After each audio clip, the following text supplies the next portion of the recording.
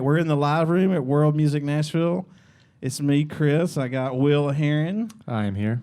From Sacred Hollow. You know, I used to be in Sacred Hollow. I remember that. Back in the day. I remember back that. in the old days. Those are good times. I'm super excited because I got two of my favorite bands. What their guitars are. I did. What? See how loose this is, guys? Loose. So I got Steve Gallagher from Airshow. Alrighty, thank you. Stampede.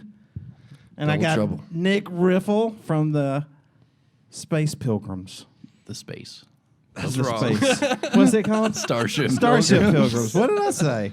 We really explore. Space We like to Pilgrims. explore the space. Travel through space. That and could be your Side side project, Space Pilgrims. Space. I like that name, Space Pilgrims. We're a lot more chill than the Starship Pilgrims. It's just they're the space chill. I know, my iPad with went space blank. Chilbrums. Well, I have seen you guys, and I love it. So Thank you. that was my mistake. Hey, can we start over? I'm joking. That's actually good. But anyways, yeah, we're here. We're going to talk about The Nightmare Before Christmas. Yes. December 13th, Friday, right here in this very room, on this very stage. Right here. Yes. You going to play? I'm not gonna play. You're not playing. You're These going to two, be here? I will be here. I'll be here. But these two guys will be here, and Christina Vane Yes. will be playing as well. Fortunately, she can't be here right now. Yeah, and she's played here before. Yes. Yeah. I think everyone here has played here before. Oh, yeah. Yeah, I guess so. Indeed. You're right. Yes. Yeah, that's cool.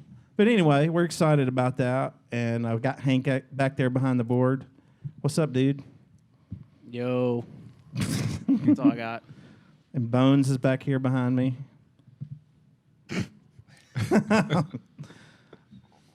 Is it over? Anyways, all right. So we're going to get into some hot topics with Nick and Steve and you, because I want to talk about songwriting some more. Cool. So Awesome. we just touched on that last time, but I want to. How do you guys bring songs to your band? Like, because I know, like in my experience, things just kind of happen organically. Well, Like I just bring a riff or something to other musicians, like, and there it just goes from there. Do you like write a song and then bring it to the band, or how's that work? typically, I kind of come up with at least the beginning of the song or the first couple parts, whether it be like, I don't know, sometimes I start with the words, sometimes I start with the music, but I kind of just like buckle down in my room and work out some stuff and then show it to the dudes. Are you the only songwriter? No, in the band? Bill has actually stepped up and become like a secondary songwriter. So we actually work on some like crazy Bill Baker. composition stuff. Yeah, Bill Baker, the hit maker. Oh, nice. He's got a great name.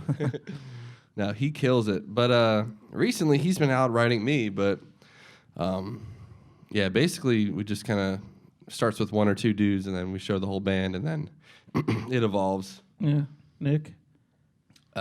It's a little bit of both. So like, I know especially like in the beginning we were doing a lot of ideas and we wrote it all in a room together. Sure. But lately it's been more like individual writing. And then they bring it to the band. And we all bring it to the band. Not that I'd say that I like that more, but I do like that a little bit. I like being like in my room alone and fully with the song by myself. This is what we talked about But- last time. Like the collaborative Yes. songwriting can be a little. You have to give up a lot. Yeah, you have Yeah. to, You know what I mean? you have to You give it do. away almost. It can't. It's not just yours when you Right. do that. And to do that, you have to really let go of your ego. Yes.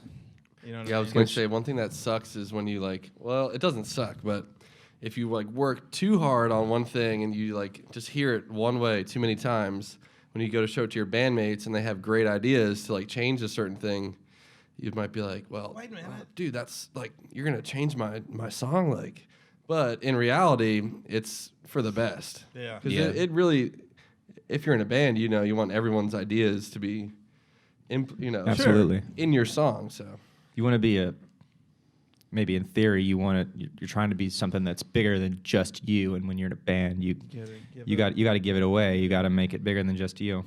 unless you're like Joe Schmo in the no names. Yeah. Yeah. But Well, it was interesting because when we had Jason here, Jason Herndon, and he's like a songwriter that's like more than Nashville vein of songwriting where he writes for other people, Yeah. which is so foreign to me. But yeah, you gotta You come at it from a totally different place. It's so weird to me. Yeah. You remember him talking about that? Yeah, absolutely. I mean, some of the song Nashville song, they have like 5 people in one song. You know what I mean? Yeah. I don't know how people do that, honestly. Like, It's weird. I don't know. I feel like my songs are just kind of crazy, so like I couldn't even imagine like just another dude's or chick like singing it. Like it would be kind of goofy. Yeah. But I'm in a jam band, so That makes a big difference. Well, it's important though for jam bands to have good songs though. I talked to Definitely. you about Yeah, this yeah. maybe a week ago or 2 weeks ago. I was like, man, the thing about you have good songs. Yeah. You know what I mean? Like the Grateful Dead, you can take away their jamming, but they had There'd still be great amazing songs. That's true. Yeah. Yeah, Like their songs stand alone without jamming, absolutely. and you still got to have a good song. And But you gotta when have you hear a good grooves, band too. play, like I don't know, some bands will just bust right into the jam, and for some people that's cool. But Yeah, I feel like I can appreciate the jam more after, hearing a couple good verses and Yeah. different sections of the tune, and then getting into the jam. I wanna- Because then you get themes going, Yeah. Jam. I want to hear a few singles at the beginning of a show, personally. Like, I Yeah. hear like a few one-offs, and then they get kind of worked into the jam and everything. I like that a hits. little Yeah. bit more. Yeah, but I like that too. I like the spontaneity of just hopping into a jam, too. uh-huh. Yeah. You got to be able to do everything if you're in a jam band. That's true. Yeah. Which is one of the great things about it that I love. I think that's something that differentiates at least jam bands too, because there's a bunch of bands that just can jam out, and it's just awesome. And I won't Name names. I won't name names. They're all bands that are awesome that I listen to all the time, but there are definitely big time jam bands out there that I'll just be like, I'm not going to listen to this in my car because I'm not just trying to listen to 30 minutes of jamming when I don't even honestly care about the actual song they're playing. Yeah. That can be tough. When I was coming up, like, and I'll date myself here, like in the when like Fish was gaining popularity in the early '90s, that was kind of the knock on them. They didn't have it was just all jamming because their songs were kind of goofy. Right. Like there wasn't much there wasn't much to it except the jamming and the playing On the surface, and yeah. the execution. Right. You know what I mean? Right. But I think they've evolved way past that now. But I appreciate all of it too. Right. I don't I don't want to. I mean, I love to hear great playing, and I love to hear when band members are all in that space with each other and it's really working. I like that too. Absolutely. I mean, I think it all has merit. And, like we're talking about songwriting, the Nashville songwriting scene, that seems so foreign to me, but to those people, that's like the most legit thing ever. Absolutely. Yeah. Everybody's got their thing, and like you can't knock somebody for doing their thing, But ours is better. But we we rule. jam. But we jam. We've got wah pedals, Right. delays, Phasers. Phasers, Reverb. modulators. smoking lasers at the show. Ottawa. It's like being into the creativity and like what y'all are talking about, like with effects and stuff, is all so much fun and like jamming out. But I think to a lot of people that don't even play music, that maybe we're, for lack of a better word, knocking this, but like that part of the industry is the industry. You know what I mean? With the songwriters and the Yeah. artists that play those kind of songs, it's weird. Yeah. I don't know if it's good or bad, but I can be weird how it snobby works. about it, to be honest. I with can you. too. So I'm sure everybody can be Yep. snobby about it. Yeah, it's better to be nice though. I know, but Feel the Karma and love, stuff. man. Yeah. Yeah. I look. I love all the bands. First off and foremost, I want to let all the bands know that. Nice. I don't know. Can't lose I with that one. I get crappy about it though. Like, Do you like look at Twiddle? I like Twiddle. Yeah, they're okay. Pigeons? I like Twiddle. Pigeons playing ping pong. Yeah. I haven't heard much of them. Me neither. I need to check them out. A lot of people talk crap on them, but there's got to be something to it if you're like headlining They rip. major festivals. Sure. Yeah. Like, I've seen them a few times, and it's sick. It's a great show every time. I've never seen Twiddle, and Twiddle I is used to shit on amazing. them. I think but, Twiddle like, rips. I love Twiddle. Yeah, me too. I don't know. I think I'm flipping the coin. There you go. Yeah, I think I'm coming around. It's son. all good. Yeah. No hate. We're gonna get to that question. Who is like really popular that you don't really you just Oh, never dude. I already told you I love everybody. All the bands. No, we don't have to go there, but I No, can we answer can. that We question. can- I don't care. We can go there. we've already talked about that a little bit. We have. Should I confine it to the jam band world though? I think you should. Who is somebody that's really popular that you just like? I just don't get it yet. Maybe I'll get it in the long run. Because I've had bands like that too. Like at first I'm like, I just don't get it. Like what's the groove here? What I don't get it. STS9. Oh, that's a good Cheers. one. Yeah, Sorry. we've talked All my about them friends before. that like them a lot. I might Yeah. go with like the Disco Biscuits. Yeah, same. I like them sometimes at 3 a.m. at a house party. Yeah. Through the stereo, but Yeah. It's I've never more- seen them live too, so I don't know. Well, I've seen both of them live. It's more of a live experience Yeah. too. You know, It's not to say that I didn't have a good time at the show. Right. It's just I'm not going to flip it on my radio right? I hear you. because it's too repetitive. But They then don't have again, the songs. I mean, there is no lyrics, and I do like lyrics a lot. Mm-hmm. Yeah, I don't know. It's more of just like the standard. Yes. Feel. I It's want just some. I want dance. some more out there stuff. Like Yeah. that's why like the Dead and the Allman Brothers were like probably the original There you go. for me. Like the Allman Brothers being a little bit more rooted, while the Dead being a little bit more far out. But I like both of those, and I like rock music, like the backbeat of that music. I identify with it a little bit more. So I don't know. That's just me. I like that too. A lot of people can't like just put on a jam band album in their car too. You gotta really freaking love that band, you know. If you want to Yeah. sit like Will said, like he's not gonna sit there and listen to a half-hour jam, but you know, for me, if it's a half-hour Fish jam that I haven't heard Yeah. before, I might be stoked for that Right. moment to sit down and hash that out. Yeah, you know what I think is like in that world, there's few bands that have carved out, like Fish being one of them, have carved out this place where you can't they've blown everybody's minds for so long, like you really don't know what's going to happen. Like some don't. of their jams can be just like out of this, just crazy out of this world. That's what keeps you coming back and listening. I don't know different. with those other bands that they've really done that. You know what I mean? Well, The I don't know jams if are they more have- grooves and more. I don't know. There's probably a word for it. I don't It's know what purposeful, maybe. it is. Maybe Who, Fish or the other guys? Fish. I was watching the this. intent is Yes. something that seems bigger. I don't know. Especially in a 3.0 jam, I feel like Yeah. nowadays. I was watching agreed.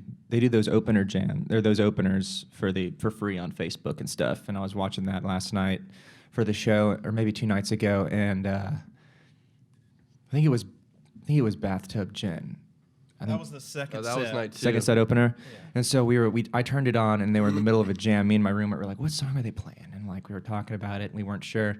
And we settled on, I think it's No Man's Land. And then they like just that's what the groove sounded like. All right, word. And they went into da na na na na. na. They were what? That's, I was. I don't know where I'm going too. with that, but it was cool. I think I asked Cody, my roommate, like 4 times, like, "What song is this?" During that. That's how you know it's good, though. Yes. That's if you're a true. jam band fan. Well, I think something that stands out about Fish and the Grateful Dead is that they focus, or not necessarily focus, but they touch on atmosphere and textures that other bands can't or don't. Not that, like they kind of like they just go straight ahead and they just hit it and they hit the peaks and they hit the valleys and the lows, but like especially like on 3.0 Fish jams, like they're hitting some stuff that is like beyond me. They It's like- cast a wide net. Yeah. Of where they're gonna go. Yeah, and Yeah. the intent is there, like what you were saying. Like it's all there, and it's perfect almost. Yeah, it's great, If, man. You know, if perfection is unattainable, it's almost perfect. It sounds so much more like I love going back and listening to like Trey just like just like raging on the Back guitar. in the early days, it was a lot of velocity. And Yeah. that You know stuff what I is mean? awesome, but it's also cool to 94. see them Yeah, all yeah. like settle into something, and it's almost equal parts pushing into the momentum. They've become more refined and aged and mature, and yeah, it's not all about just blistering licks or Right. man. Back then, they were just on another playing wise on another level, Right. like I wish I could've physically been there. playing. Yeah. You know what I mean? Like physical, like just playing. Like breaking through Oh, glass man, it was ceilings. unbelievable. But now I like it better now. Really? Yeah, absolutely. Even though, when did you see your first show? Like what year? Oh God, 94. So they were like on top of the world back then, and they still are. Musically, yes. I mean, not as popular. I mean, they were playing like the State Palace Theater in New Orleans. But you experienced 1.0. Did you go to 2.0 shows like after they got back together? No, my last show was 98 in Murfreesboro. Oh, I've heard that show before. And then I skipped up to 3.0. Okay. Okay. Yeah. So I didn't see Fish until 2009, so I have a hard time saying, "Oh yeah, I'm cool with 3.0 Fish," just because I wasn't back. I didn't see him back then, so like I don't really know. But Yeah. I like to hear you say that. That makes me feel good about my money being spent on tickets. One of my best friends. I mean, he goes way back, and he's with me and saying right now it's a refined version of Fish, and it's really amazing. And they've carved out. They improv, and it's all wacky, and but there is a structure they've kind of carved out. Yeah, With the first set and then the second set. they've got the formula down. They've kind of got that down pat. Now they're more into like exploring, like you said, like this vast array where the jams could go. Right. They could be like that peaking, what they were doing with Runaway Jim, like in '93, or it could just go into a totally different, like, textural place. Yeah. For sure. But they make room in their set for all of that. Everything, yeah. You It's know, still, I feel like the Dead did that too. Yeah. They would bring you up and set Yeah. you down, like, Absolutely. in the perfect way. absolutely. There was this, there was a beautiful ebb and flow, and like it was almost like chapters in a book or like a small play or something. I really liked how they did that. I feel like that's one of the hardest things to do, like as a band in general, is just have flow in your set. So you're not just kind of like how do you guys raging the whole time. How do you choose your sets? I don't. You don't? I don't let Cody do it. Cody He just picks, does he it. picks the songs in the right way. I write the tunes, but I don't know. Like for Stampede, I'll write the set list, and sometimes it'll be great, but most times, like after the show, I'll be like, man, I wish we didn't play that right there, or like, I don't know. Yeah. Certain things, like you just like you read the crowd, and like energy could be lost or gained, or but you want to have everyone kind of like engaged all the time. Yeah. And that's tough. It is tough. What But about I guess the you learn Pilgrims? with experience. We write them together, like right before the show. Y'all just all huddle up and say, "Here we go." Either right before the show or at the practice before the show. Usually it's the practice because we try to run the set once. That's a good idea. We never do that. And then we try to like focus on making it as different as possible every show. Like if we opened with this song, we're not going to open with that, and we're going to try to take you on a different journey. Sure. But it always seems like I'm like, let's play this country song, and they're like, dude, it's a set killer. I'm like, Oh man. I'm like, no. I know. Stab me in my heart. ideas usually get shot down too, like that. Does something ever come up in the set like unexpected? Like, let's do this now. For Boom. us, yeah. Yeah, that happens a lot. Yeah. We've just got like a list of like 50 songs that we kind of like look at, and then Cody will write the set list. But then every now and again, we'll kind of bust into like one random cover, and like most of us will nail it. But sure enough, somebody's gonna mess something up. Yeah. One little part, but it's all good, Yeah, live, You're playing at bars and Yeah, stuff. but it's most all people good. aren't with it. That's when you got to What bust about that stuff out there to practice it. What about you guys? What was the question again? Set list. Who makes the set list? Or do you make a set list? Someone just kind of picks up the slack on that.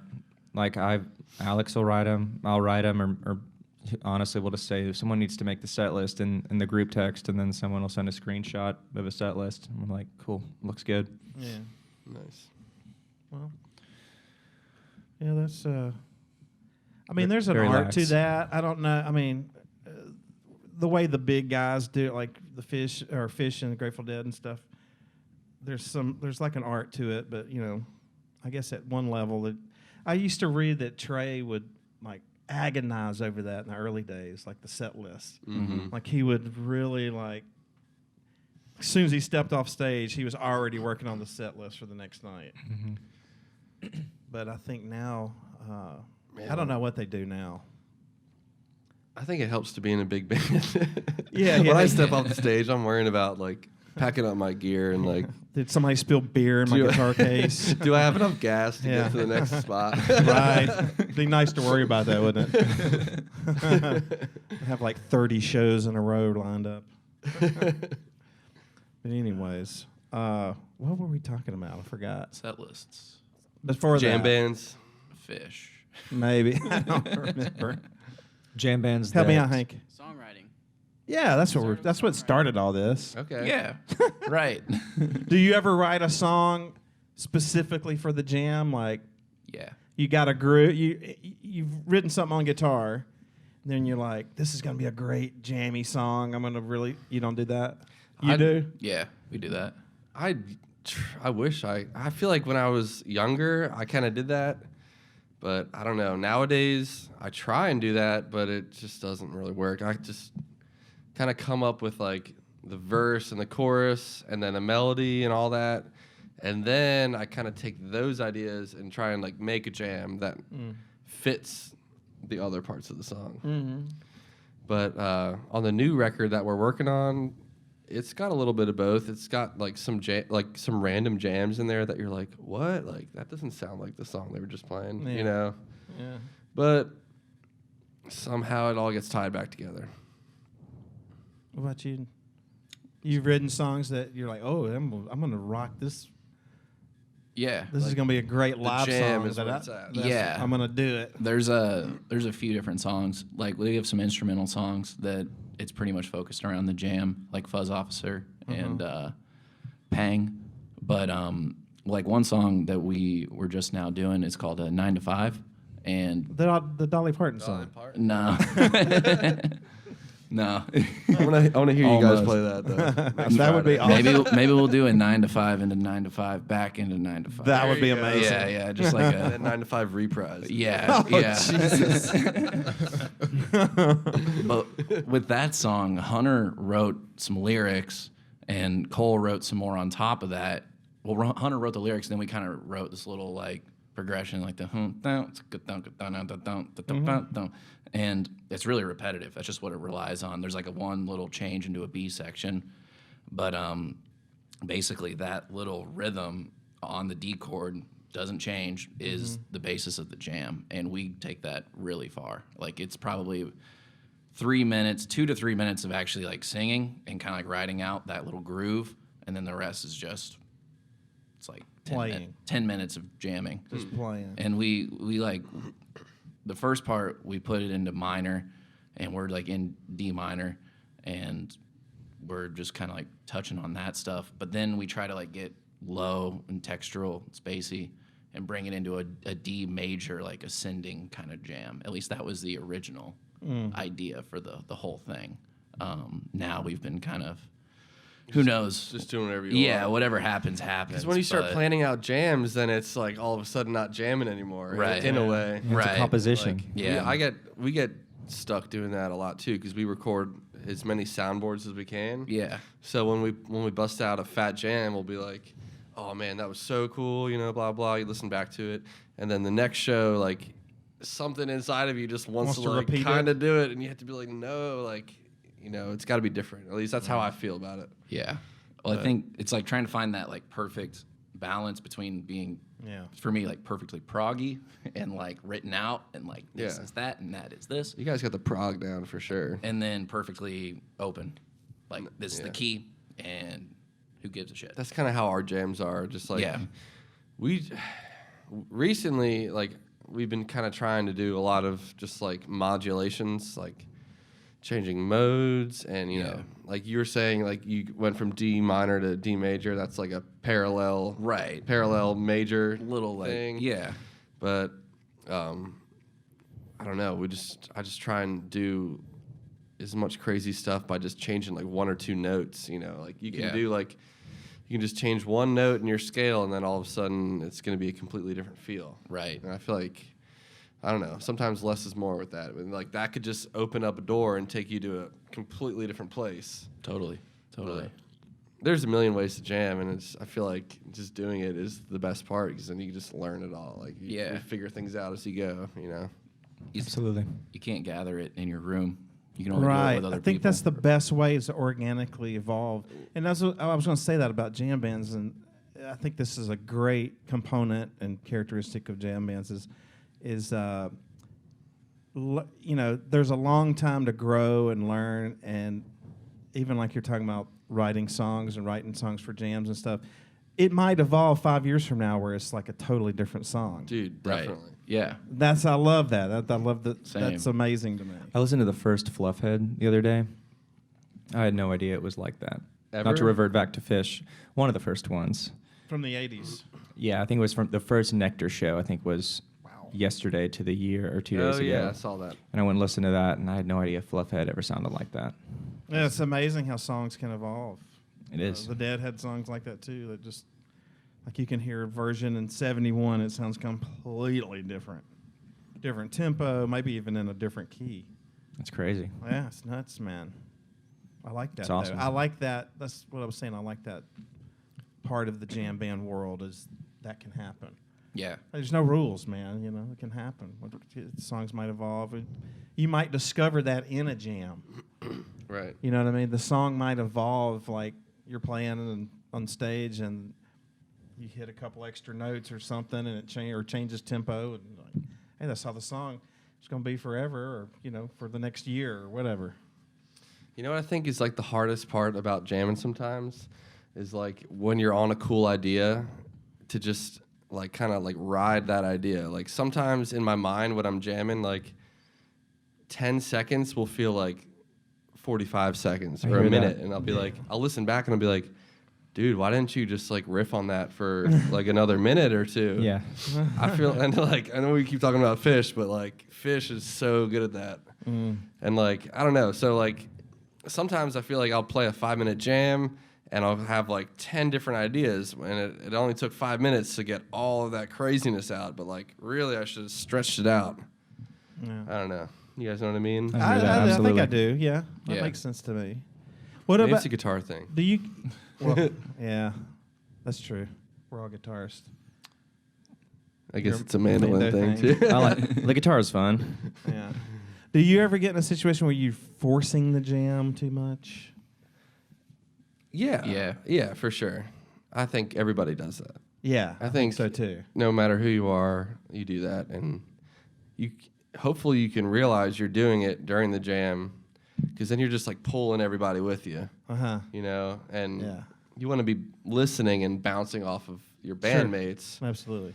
That's what makes great music. I mean, in my opinion. Yeah. So The music, yeah. I music we like. I can definitely be, you know, I can do that. I'm sure you do that. Oh yeah. I think everybody does that. Start but getting into shred mode. yeah.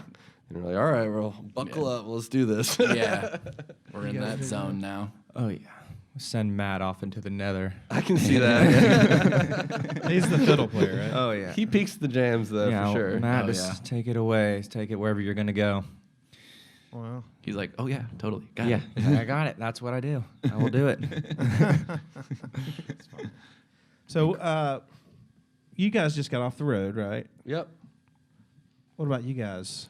You guys have We had a lot of shows in the summer, but lately we've been doing like about 1 or 2 a month. Right. We've been focusing more on writing. Sure. And we're going to be a little doing downtime. Yeah. Never hurts anybody. we're going to be releasing some stuff next year, like maybe spring, early Nice. summer. I know you guys are working on an album. Yep. We're working on 4 songs. We recorded it with Will's bandmate, Dan Davis, over at Southern Ground, Studio C. So, yeah, look out for that. It's called The Riddle of the Sphinx. Right on. Super trippy name there. But I like that. The riddle of the Sphinx. Sphinx. The Sphinx. Yeah. I've heard a lot of that's awesome cool. things. Yeah, we had a great time. We did that in early October this year.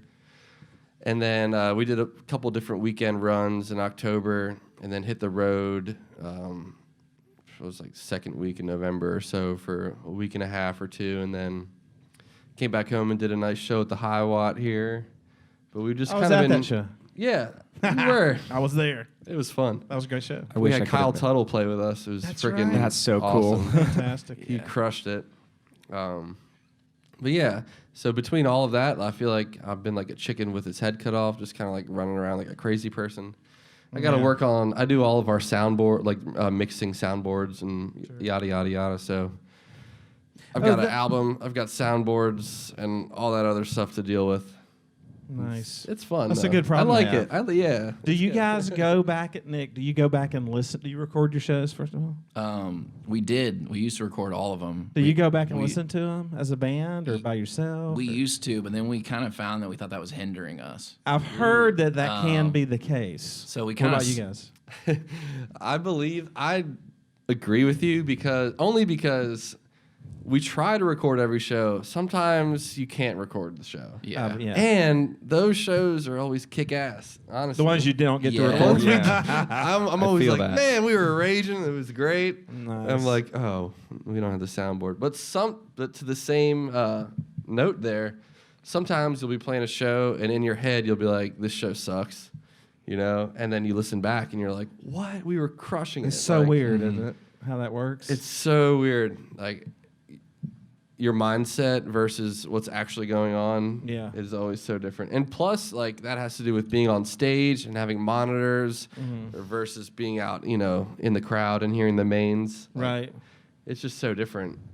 Yeah. You almost just have to like, if it's good, just like, let ride go. that. Yeah. And if it's not good, like, almost just be like, whatever. Like it's probably fine, Sure. Just kind of forget about that. Do you guys record your shows? Mm-hmm. Do you go back and listen? We do a lot of Facebook lives. Well, I've seen those, yeah. Um, But do you guys ever record them we're and like go back and listen to them as a group? Well, we listen to those, and I don't think the audio is terrible. It's enough for us to get the gist of what happened, but we're just now starting to plug in a recorder to the soundboards and do that. Well, nowadays people have those digital consoles. You can just plug a USB cord in with your laptop and get a multi-track. Have a It's stereo insane. file, yeah. We're going to do a podcast on taping and stuff soon. Really? Yeah, my buddy's coming into town at the end of this month, right after Christmas. Do you want to do that, Hank? I think it'd be a great podcast. Well, he goes back to like 80s dead. He's been doing dead shows since like 86 or something.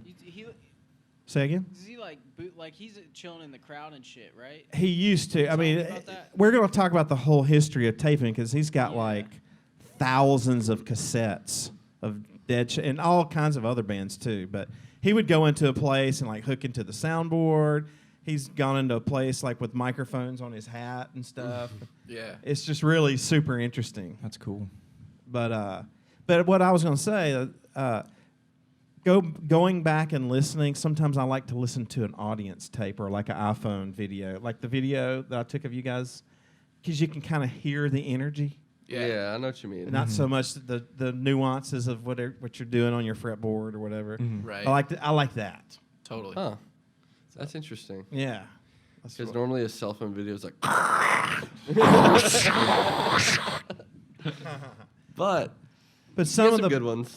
like some of the best dead shows I've heard are audience recordings. Oh, dude.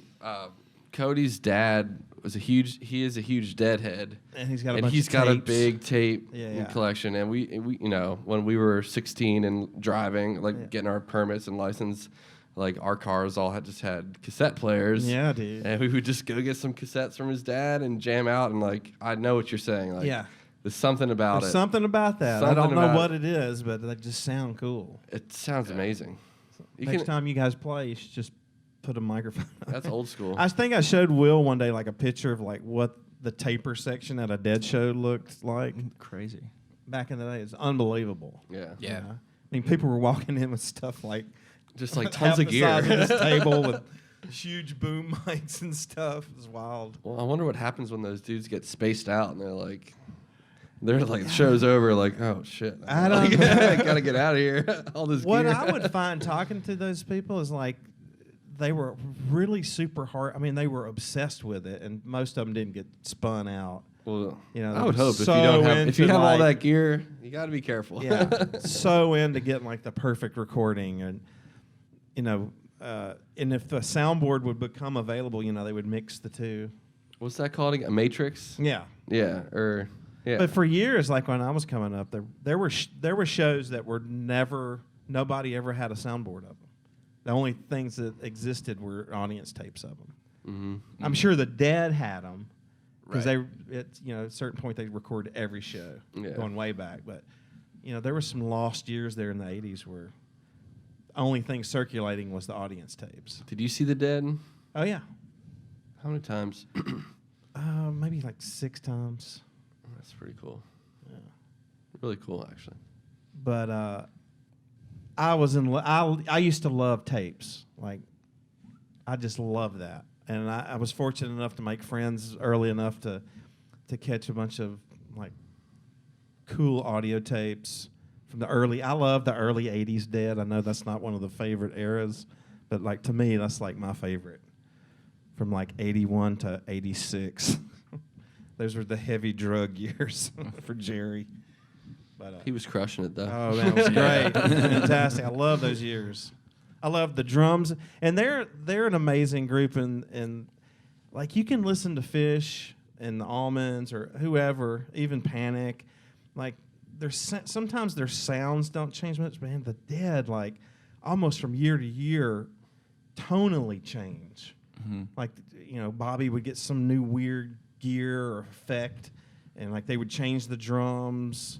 And I remember when they brought in electronic drums, Mhm. like these little MIDI pads and stuff. Yeah.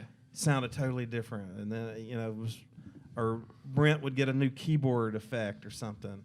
It was pretty wild. They do that a little. I know Paige from Fish does that now, but you can listen. I was telling him, my buddy can listen to a tape and tell you what year, what tour, like just from the sound of it, the sound of the guitar. And For The Dead. yeah, totally. And the bass. Yeah, It's so weird. I believe it. Trey, dude, I'm Trey, nerding out on that, I'm Trey changes his sound every tour, I feel like. He could sound different, like fall tour versus winter tour, or, He's been summer versus fall, or, He's been doing that a lot more. A lot, I've noticed in yeah. the last like 6 or 7 years. He always I've says noticed. he uses like a lot of the same gear too, but I'm For sure a long he's time like he introducing did. new things. 3.0, I think he's changed it up a lot. I love it. Whatever he does. I mean, for a while he did this like crazy organ thing. You remember that? Like that was last year, I think, because He got the keyboard player in Tab, I think, was sick or had cancer. Oh, he was okay. Yeah. And I so know he did the Trey Trio. Do you remember that? Yeah. Did you hear that? Yes. That was so sweet. So he would like play keyboard like on this guitar, and then like he took that and like brought it into that next Fish tour. Yeah. It's like I don't know. I feel like he's always changing it up. He is changing it up. He's always bringing in new effects, and he was on this one. I have a gripe. Can I gripe? Great. He was doing a lot of echo stuff or delay. Mm-hmm. For a couple of tours there. I think he's gotten away from it, but he was doing that thing where he... Like, wow. Yeah, he was just hitting chompy chords like ting, ting, ting, ting. Yeah. Doing that a lot. That was like 2017, Yeah, 2018. yeah. I didn't like So that. I can kind of do that with Fish too a little Yeah, bit. yeah. I was like, only eh. 3.0 though. It's kind of like, I don't know. It's easy. Right. It's easy to mute a chord and go ting, ting, ting, ting, ting, and hit your delay pedal and make it go ting, ting, ting, ting. Sometimes But it's that's- not though, I because know. I try and do that. I'm sure you Well, try. Yeah. Obviously, I mean- if you've heard my shows and my tours, I know it's probably not that easy, but it seems No, like I know. sounds easy. Compared to like the craziness Right. that he used to do. Yeah. I'm getting excited for this December 13th. I am too. Nightmare Before Christmas. It's going to be an awesome show. Maybe there'll be a couple ding ding ding. yeah, Yeah, do you that got- for I'm me. gonna- Bring your yeah, delay I got pedals, you. dudes. Every song. Bring I your got you. delay pedal. Oh, we got plenty of those. I'm gonna Nice. bring both of them. That's cool. What are some of you guys' favorite pieces of gear that you got? Oh, that's a good question. Well, this is not like it's gear technically, but I recently switched to having 2 pickups in my acoustic guitar instead Oh, of yeah. 1, which Chris here installed. Absolutely. So I've been rocking the LR Bags M80 magnetic pickup in my sound hole. But I did some research, and after seeing tons of jamgrass bands, just like looking at what different guitar players are doing, I noticed that a lot of dudes do 2 pickups, and one of my favorite guitar players is Bill Nershi from String Cheese Incident. Mm-hmm. And he just has like the best tone, I feel like, out of all the acoustics. And he blends a magnetic pickup and a K&K pickup, I believe. Nice. Which is like not, what is it? It's not like under the Transducers. They're Transducer. transducers. They're connected up under the soundboard. So I blend those 2 signals together and then put it through my pedal board, and I feel like that, like, I've been obsessed with the way that sounds recently. It's just like it sounds 3-dimensional instead of 2-dimensional. It sounds really good. Right on. So that's kind of my little gear thing. I'm thinking about doing something like that with my mandolin. I want to get like an external microphone and then keep the K and Ks and try to run both. A lot of people do that because it sounds more natural, I guess. More like woody. More woody, more stringy. Yeah. Like the magnetic stuff. I don't know if mandolins have probably not, but magnetic pickup can be like totally just like almost sound electric. Which is cool, but Nick? I've been really having a lot of fun with pedals lately, and I really like. I've been using it for a while, but it used to be called the VCR by JHS. The volume chorus reverb. Yeah. It was the Ryan Adams pedal until he was weird creeper. creeper. got weird. Yeah. But actually, I sent it to JHS, and they were doing like these free casings. So now it's the what the hell is that thing called?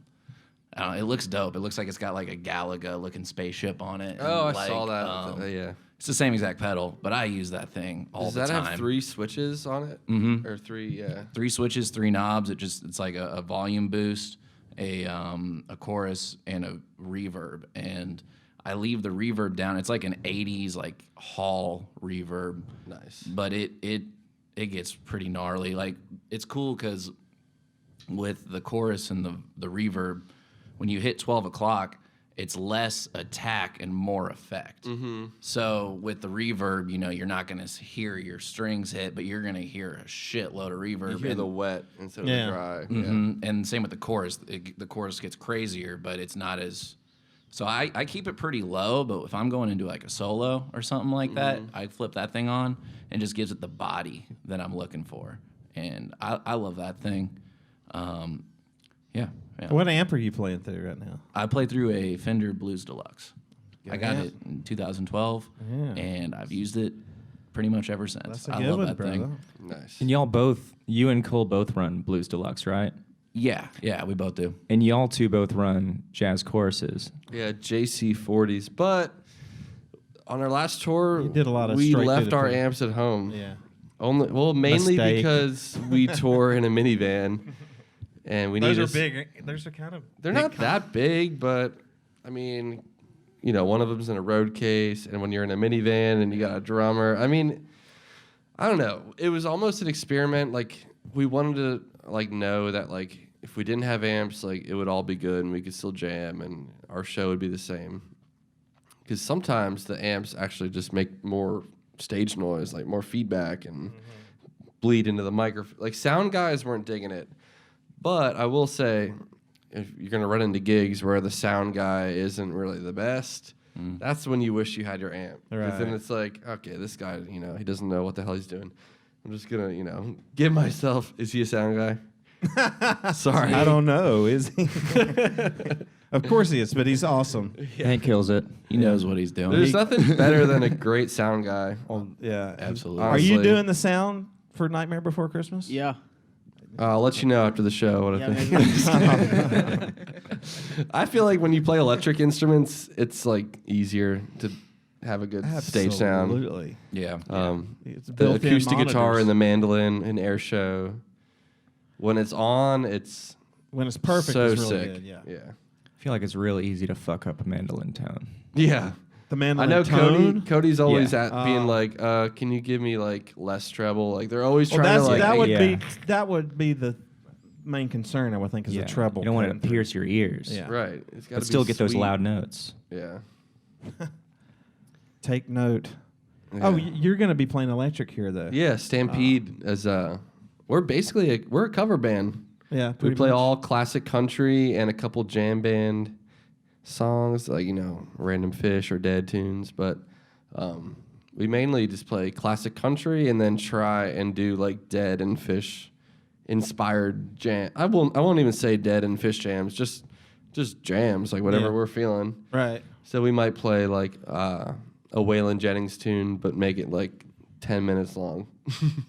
That's awesome. Which the shit. it all started That's as cool. it was a big experiment. Like after moving to Nashville, I started to get more and more into country. I didn't really like it like a whole lot growing up, but living here, you get exposed to different things Just by osmosis. And then I just totally like got bit by the bug, and like I would literally just like be by myself, just like studying country albums, like. And I would catch myself being like, "Who are you?" Like. But then I took that and I was like, "Man, I really want to play some of these songs." And I knew Tom Galloway, Sure. and I knew he was kind of a country guy too, and From Meridine. from Meridine, Yeah. and just Tom Galloway band too. Yeah. But anyways, Meridine, another jam band, local jam band definitely. And Bill and John from Airshow also play in Meridine. Meridine too. What Waylon song do you do? We do Are You Sure Hank Did It This Way? And we do Only... It's the same old thing. That one? Yep. Yeah. And we do Only Daddy That'll Walk the Line. That's my favorite song we Talladega play. Nights. I think about that movie every time I Oh, hear dude. that. That song is so fun. Like, I don't know. I just hear those songs and then I imagine like Trey or Jerry like playing it too, and being like, well, if they're not gonna do it, or well, Jerry's dead, but I mean, shit, you know what I mean? Yeah. Someone's got to do it. So The Stampede. Stampede's Stampede's Yeah. doing it. They're gonna fill the Get out void. the way. What country albums were you listening to that got you more into it? Sounds like older country, obviously. I feel like so I still have a ways to go. I feel like once I discovered an artist, I would just kind of like listen to all of like a compilation of Right. things. I like the Waylon and Willie album.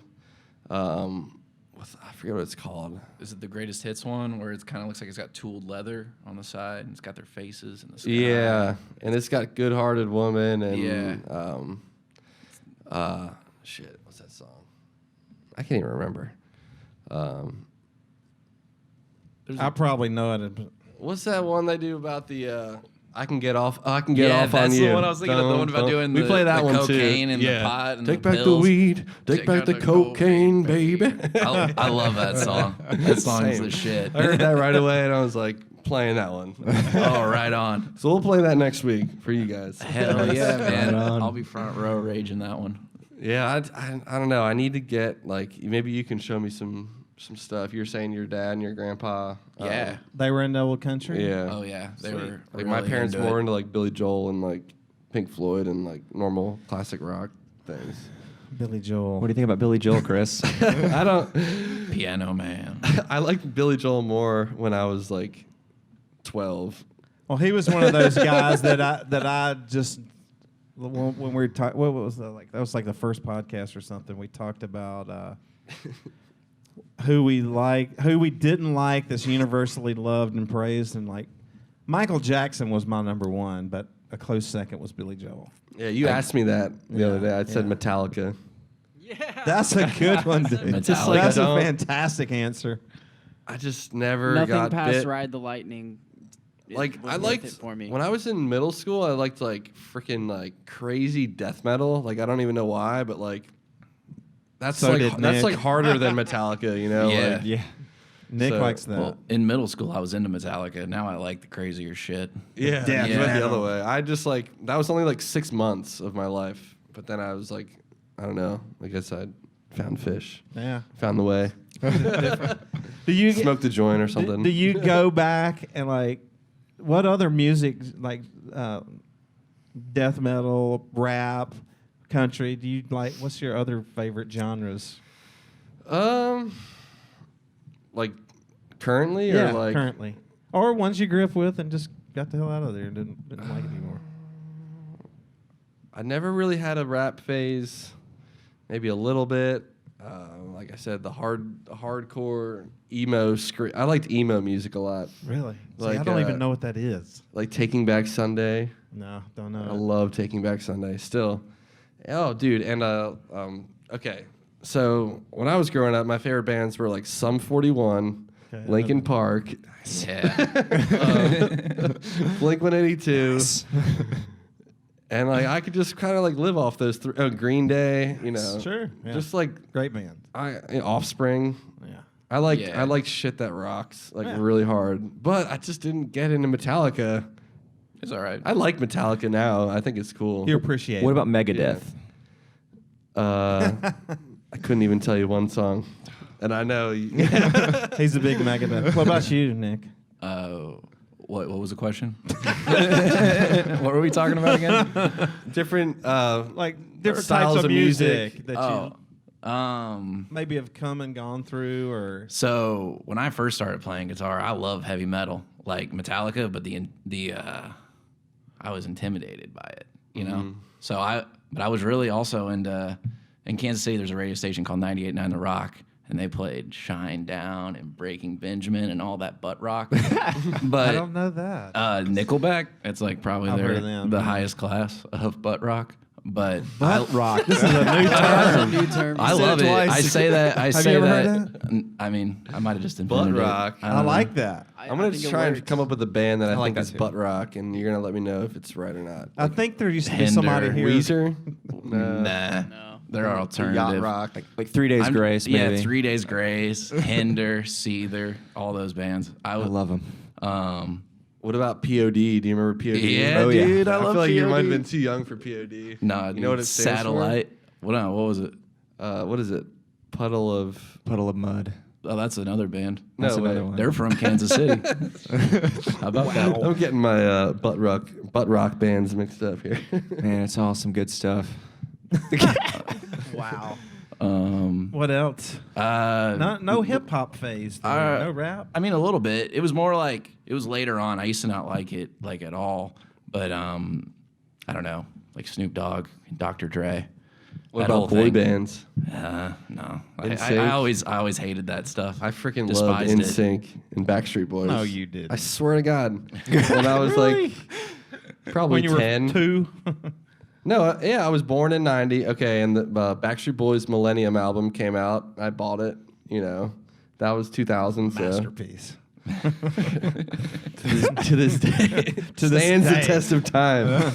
Hey, they'll sell out Bridgestone Arena. Yeah. Yeah. I know somebody came in here when the Backstreet Boys were playing down there, and they were embarrassed to say it was like 3 girls came in for something. They're like, "We're going to a concert tonight. We're from out of town." I was like, "Oh, who are you going to see?" "Oh, we would rather not say." I was like, I can just go look it up, right? And she goes, "It's the Backstreet Boys," and I laughed.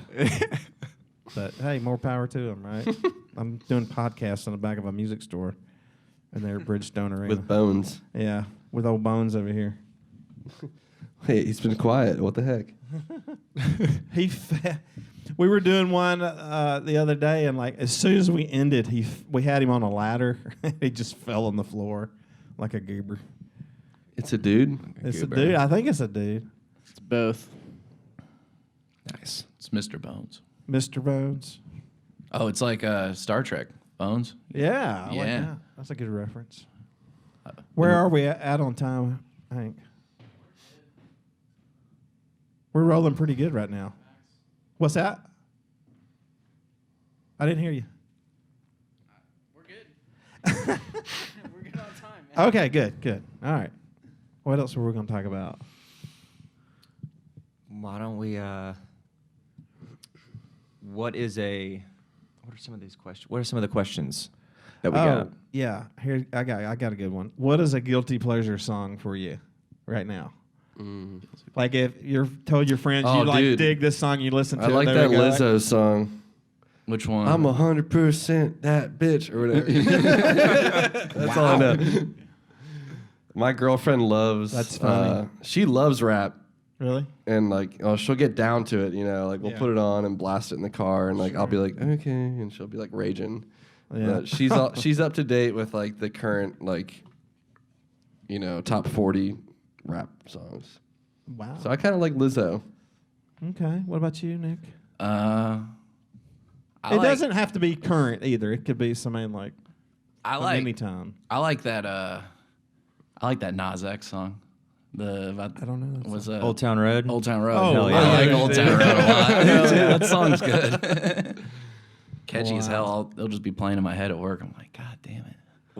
It worked. They won.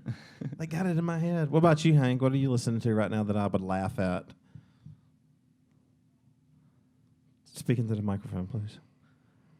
I don't know. Like, I've just been kind of on a hardcore kick. You have. I've noticed that lately. And we got a hardcore show coming here, right? So I wouldn't say it's hardcore. It's just some Jacksonville punk. Jacksonville punk. Whoa. So One of my Blaze friends and is in Runners a like some punk band from Jacksonville. Who's that? I think they're called R.I.P. Junior. The dude I went to college with. I've never That's seen dope. him. I just follow him on the Instagram world. That's But dope. I didn't I'll know check that it was out. like a thing. Jack's Punk. I just made that up, right? It was just Jack's abbreviation for Jacksonville. and How just far is people in Jacksonville? the punk Like rock scene? 5, 6, 7 hours. Yeah, it's like 8 hours, Okay. 9 if you're taking your time. It's a solid day's drive. But yeah, Nice. there's just some people coming here at the end of the month that I've been, they sort of got me involved in the scene down there and been going to shows with them for years. So I'm excited for them to come up here. Nice. I don't remember the question. Oh, a Your guilty pleasure. song?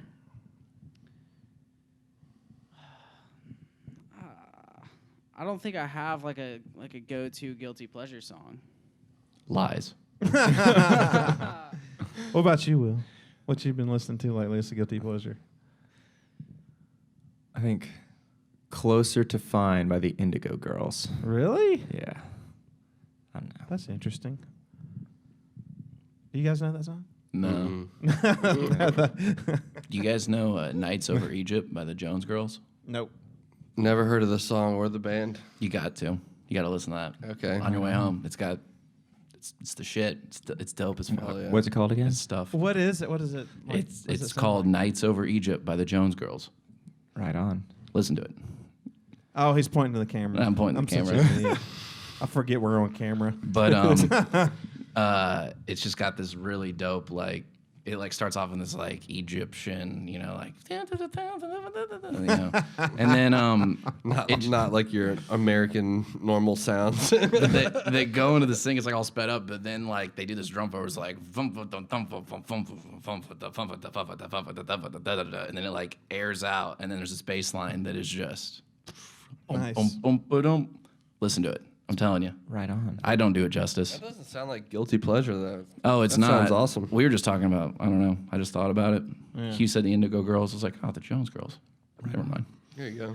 So another gear question, and y'all kind of just take this with a grain of salt. But if you could play a show and you had any choice of instruments, and you had, let's say, you could have a $1,000 guitar, this is a good question. or I like this or one. like a $200 amp, or a $200 guitar, or a $1,000 amp. What would you do? So you got one gig to play, like you're playing at the I'd rather have a nice amp. Cheers. For sure. MSG or something. You'd rather go with the nicer amp? Yeah. Probably the same. Yeah. Yeah. I feel like that's the correct Oh, answer. yeah, I Especially do too. nowadays, because you can get a good guitar, yeah. $200 guitar, but we all know if you've got a $200 amp, with some presets on You it, could play it's cool and you're whatever through it. It's going to sound like dookie. But then again, maybe at MSG, if you get the right mic on it and the sound guys kick ass, I don't know. But I think the amp coming out the back end is more important than going in. We've asked that question to a lot of people, and for a while, it was split. I was surprised that some people said, "Oh, I'll take the $1,000 guitar." My amp sucks though, or it doesn't suck, but I don't know. I'm over it. The JC40. I don't know. You don't like it After as much? leaving it at home on tour, and I only I have it just basically to play in Stampede, and you're gonna let me borrow it too, man. So Yeah, you're all set. Yeah, I always go to amp. Yeah, I would definitely pick an amp for sure. So we've been asking customers and stuff that too, like you know, musicians that we know that are coming in, and I was surprised at some of the people that said I feel like some of the jazz guys that come through the store, they always guitar. they're like, I want my big box jazz guitar, and whatever amp you got, I'll play They couldn't through play it. the gig on like a Squire Strat. Yeah. Dude, I got a 50, I think it's a 57. The guitarist for Earth, Wind, and Fire dropped off a 57 Gibson 175. Out there. 175. What's Yeah, that look that's like? a big jazz box. Okay. The single cut. Hollow? Single cut, hollow, with two P90s in it. Ooh. Nice. It's beautiful. I mean, it's a perfect Sounds sick. piece. What color is it? It's a sunburst, vintage sunburst. Cool. I'll show it to you. It's out there. That guy's cool too. He's played with a lot of different Is people. that the one with the neck off of it? No. That's a Epiphone Regent, I think it is. One of their weird models. It doesn't have a cutaway, but this guy Chris, he would be great to get on the podcast. Amsler? Not Amsler, Chris Rodriguez. Cool. He's played with a lot of cool different people, but yeah, he's a good client of mine. He always brings his stuff over here. He was playing with. I met him when he was playing with Peter Cetera That's from Chicago, Nice. who used to rehearse on this stage. Right here? Yeah, He had a guitar in this store that was he fucking awesome. He had a Martin in here that was amazing. And I know the guy that bought it, Don Sampson, who's another songwriter in town, and just a fantastic guy. He bought it.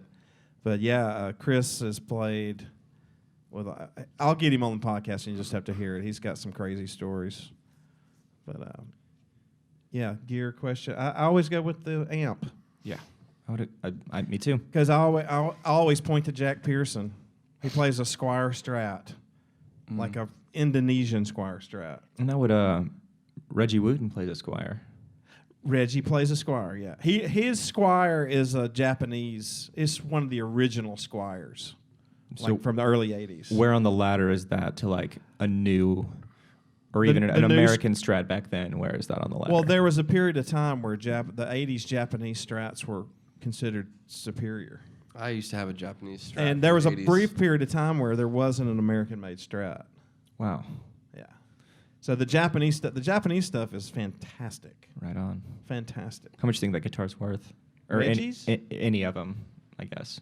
Oh, it depends. Like, I mean, the one that Reggie plays is probably worth a lot. He was actually contacted by Fender. They wanted to get that guitar back for some reason.